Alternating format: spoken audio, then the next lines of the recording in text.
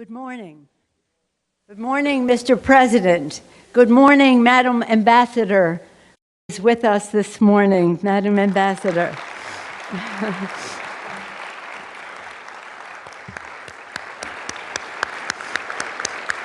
Ambassador Makarova.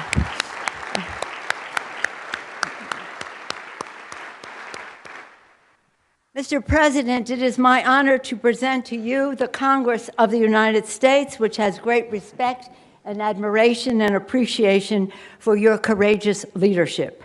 Members of Congress, I have the high privilege and distinct honor of presenting to you the President of Ukraine, Vladimir Zelensky.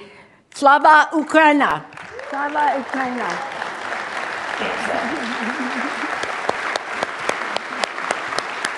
Glory to heroes. My colleagues, Slava Ukraina! Slava Ukraina! Glory to heroes. Thank you very much. Madam Speaker, members of the Congress, ladies and gentlemen, Americans, friends, I'm proud to greet you from Ukraine, from our capital city of Kyiv, a city that is under missile and airstrikes from Russian troops every day, but it doesn't give up. And we have not even thought about it for a second. Just like many other cities and communities in our beautiful country, which found themselves in the worst war since World War II. I have the honor to greet you on behalf of the Ukrainian people, brave and freedom-loving people who for 8 years have been resisting the Russian aggression. Those who give their best sons and daughters to stop this full-scale Russian invasion. Right now, the destiny of our country is being decided. The destiny of our people, whether Ukrainians will be free, whether they will be able to preserve their democracy. Russia has attacked not just us, not just our land, not just our cities. It went on a brutal offensive against our values, basic human values. It threw tanks and planes against our freedom, against our right to live freely in our own country, choosing our own future, against our desire for happiness, against our national dreams, just like the same dreams you have, you Americans, just like anyone else in the United States. I remember your national memorial in Rushmore, the faces of your prominent presidents, those who laid the foundation of the United States of America as it is today, democracy, independence, freedom, and care for everyone, for every person, for everyone who works diligently, who lives honestly, who respects the law. We in Ukraine want the same for our people. All that is normal part of your own life. Ladies and gentlemen, friends, Americans, in your great history, you have pages that would allow you to understand Ukrainians, understand us now, when you need it right now, when we need you right now. Remember Pearl Harbor, terrible morning of December 7, 1941, when your sky was black from the planes attacking you. Just remember it. Remember September the 11th, a terrible day in 2001 when evil tried to turn your cities, independent territories, in battlefields, when innocent people were attacked from air. Yes, just like no one else expected it. You could not stop it. Our country experience the same every day, right now, at this moment, every night, for 3 weeks now. Various Ukrainian cities, Odessa and Kharkiv, Chernihiv and Sumy, Zhytomyr and Lviv, Mariupol and Dnipro. Russia has turned the Ukrainian sky into a source of death for thousands of people. Russian troops have already fired nearly 1,000 missiles at Ukraine, countless bombs. They use drones to kill us with precision. This is a terror that Europe has not seen for 80 years, and we are asking for a reply, for an answer to this terror from the whole world. Is this a lot to ask for, to create a no-fly zone over Ukraine to save people? Is this too much to ask? Humanitarian no-fly zone, something that that Russia would not be able to terrorize our free cities. If this is too much to ask, we offer an alternative. You know what kind of defense systems we need, S-300 and other similar systems. You know how much depends on the battlefield, on the ability to use aircraft, powerful, strong aviation to protect our people, our freedom, our land, aircraft that can help Ukraine, help Europe. And you know that they exist and you have them, but they are on earth, not in Ukraine, in the Ukrainian sky. They do not defend our people. I have a dream. These words are known to each of you. Today I can say, I have a need. I need to protect our sky. I need your decision, your help, which means exactly the same you feel when you hear the words, I have a dream. Ladies and gentlemen, friends, Ukraine is grateful to the United States for its overwhelming support, for everything that your government and your people have done for us, for weapons and ammunition, for training, for finances, for leadership in the free world, which helps us to pressure the aggressor economically. I'm grateful to President Biden for his personal involvement, for his sincere commitment to the defense of Ukraine and democracy all over the world. I am grateful to you for the resolution which recognizes all those who commit crimes against Ukraine, against the Ukrainian people as war criminals. However, now, it is true, in the darkest time for our country, for the whole Europe, I call on you to do more. New packages of sanctions are needed constantly, every week, until the Russian military machine stops. Restrictions are needed for everyone on whom this unjust regime is based. We propose that the United States sanctions all politicians in the Russian Federation who remain in their offices and do not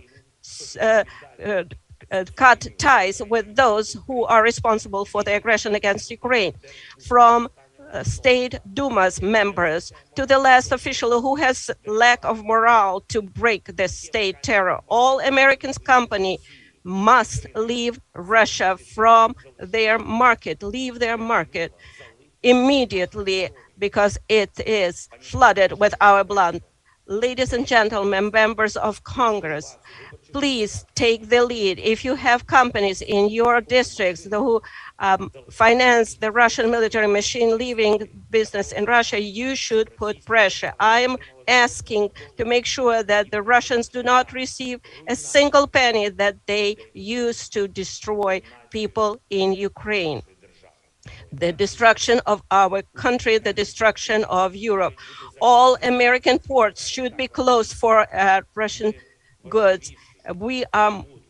Peace is more important than income, and we have to defend this principle in the whole world. We already became part of the anti-war coalition, a big anti-war coalition that unites many countries, dozens of countries, those who reacted to, in principle, to President Putin's decision to invade our country. But we need to move on and do more. We need to create new tools to respond quickly and stop the war, the full-scale Russian invasion of Ukraine, which began on February 24th.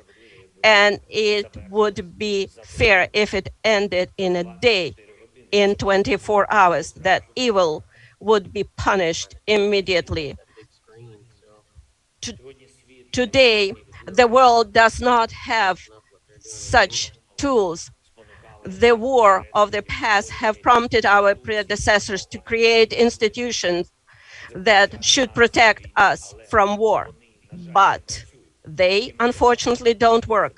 We see it, you see it, so we need new ones, new institutions, new alliances, and we offer them. We propose to create an association, U24, United for Peace, a union of responsible countries that have the strength and consciousness to stop conflicts immediately, provide all the necessary assistance in 24 hours, if necessary, even weapons, if necessary, sanctions, humanitarian support, political support, finances, everything you need to keep the peace and quickly save the world, to save lives.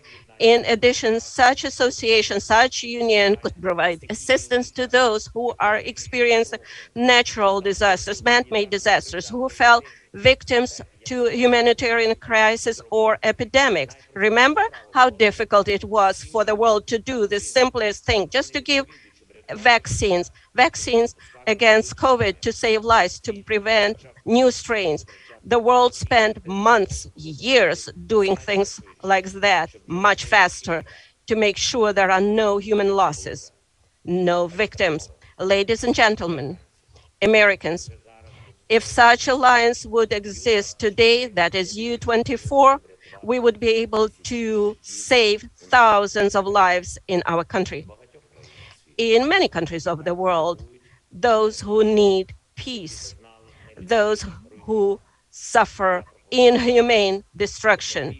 I ask you to watch one video of what the Russian troops did in our country, in our land. We have to stop it. We must prevent it, preventively destroy every single aggressor who seeks to subjugate other nations. Please watch the video.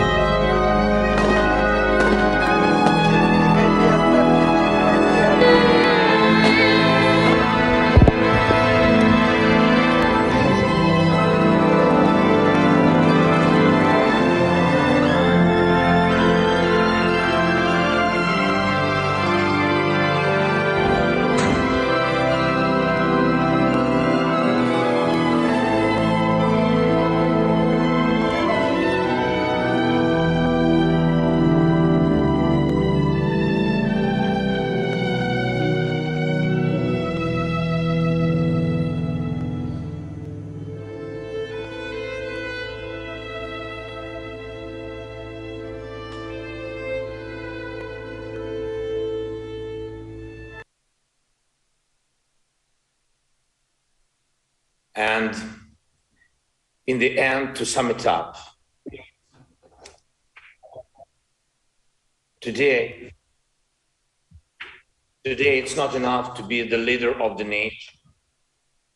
Today it takes to be the leader of the world. Being the leader of the world means to be the leader of peace. Peace in your country doesn't depend anymore only on you and your people. It depends on those next to you, on those who are strong. Strong doesn't mean weak. Strong is brave and ready to fight for the life of his citizens and citizens of the world, for human rights, for freedom, for the right to live decently and to die when your time comes, and not when it's wanted by someone else, by your neighbor. Today, the Ukrainian people are defending not only Ukraine, we are fighting for the values of Europe and the world, sacrificing our lives in the name of the future. That's why today the American people are helping not just Ukraine, but Europe and the world to keep the planet alive, to keep justice in history. Now I'm almost 45 years old. Today my age stopped when the hearts of more than 100 children stopped beating. I see no sense in life if it cannot stop the death. And this is my main mission as the leader of my people, great Ukrainians. And as the leader of my nation, I am addressing the President Biden. You are the leader of the nation, of your great nation. I wish you to be the leader of the world. Being the leader of the world means to be the leader of peace. Thank you. Slava Ukraini. Glory to Ukraine.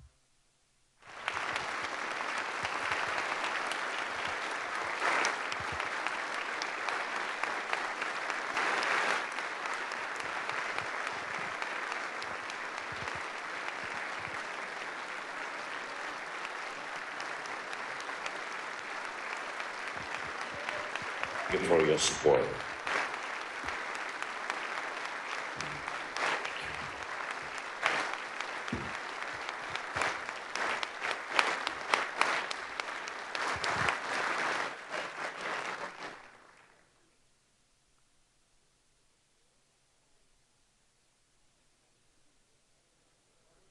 Navigating a world of economic madness, you need to have the right guide.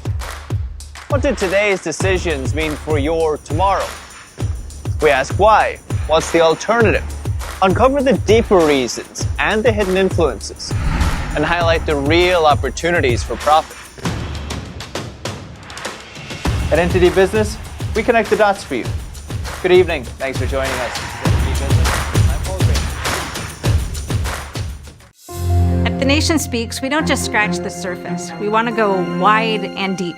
Our viewers come away with a much richer understanding of the issues of the day. We really make a big effort to bring on different voices onto the show. We don't just talk to experts and newsmakers, which of course are extremely important, but we also want to hear from the American people. So the people who are impacted by the policies and issues that we're talking about, because what they have to say is just as important to the national conversation.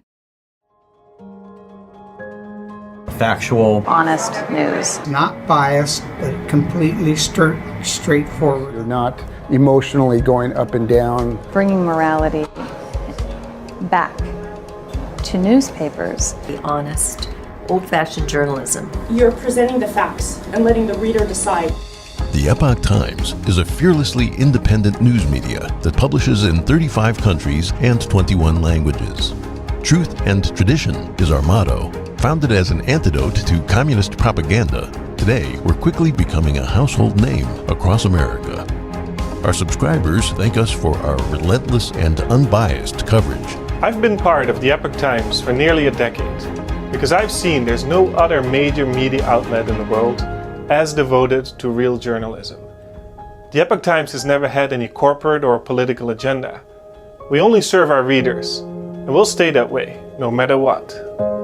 We connected the dots around Spygate, the Obama administration's elaborate efforts against Trump's 2016 campaign. We often break news months ahead of other media on topics such as Chinese espionage, cyber warfare, subversion in America, and more. But our authoritative reporting didn't only just begin. We are tried and true. Our paper was born out of the need to respond to a human rights catastrophe in China. It was enabled by the Communist Party's vicious and dishonest propaganda. We soon learned that Western media were picking up and amplifying the lies. The Epoch Times' truthful reporting exposed the Communist Party's lies for the Chinese people. But it also helped protect our Western audience. It disabused for them the lies in this propaganda. Our reporting has also helped uncover how communist ideas are taking root in our own country. The Epoch Times started as a small and unknown publication in one of the toughest media markets in the world. We have built it through hard work and trial and error. We were founded in the year 2000 in Atlanta, Georgia, by Chinese Americans who had fled communist China. Our independent reporting came at a price. Our staff members in China were jailed and tortured for their reporting, some for as long as 10 years. Because our founders believed in truthfulness, compassion, and tolerance, the principles of the spiritual practice Falun Gong, they felt such sacrifices were worth it to ensure for the world an independent, honest media, one that would report on the most pressing issues of our time. As many major media are losing people's trust and declining further every day, the fastest growing newspaper in America delivers truth and tradition. Look us up today.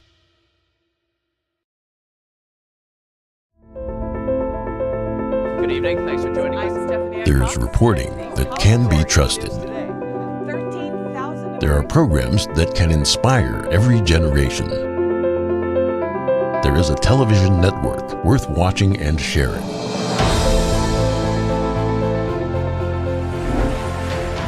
Our commitment is to bring you the facts and to show you the world. We won't be divided by politics, and we won't be swayed by the dollar. We believe in the strength of our nation and the hope in our shared humanity. We are NTD Television, and we are proud to bring you news you can trust and programs that make you smile. NTD Television, news you can trust.